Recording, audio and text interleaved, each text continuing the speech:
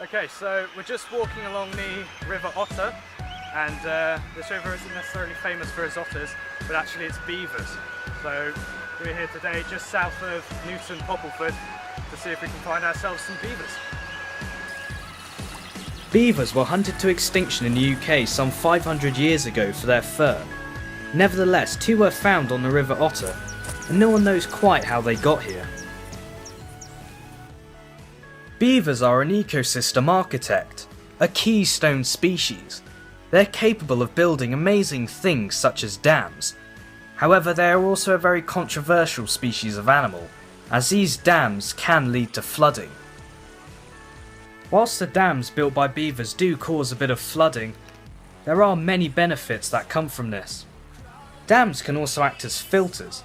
They prevent sediment and also toxic chemicals from farmlands from entering the lower part of the river. This results in cleaner river water, which then increases the species diversity.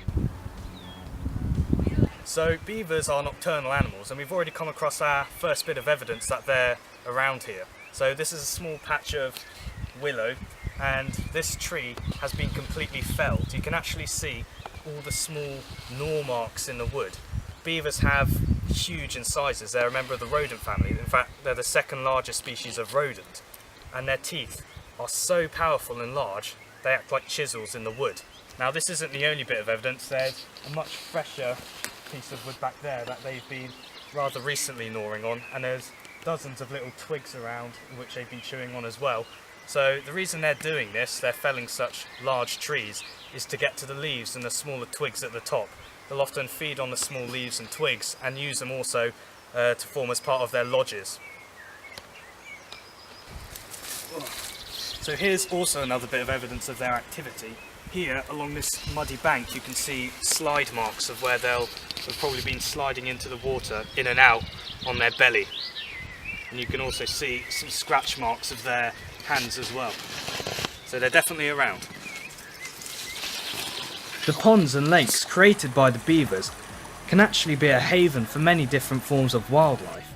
So, believe it or not, spiders are also quite affected by the beavers' presence here. The habitats that the beavers create attract lots of flying insects, and, well, that's the main food source of these spiders.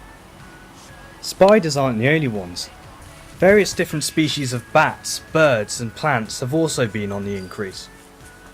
However, they weren't the animals I was looking for.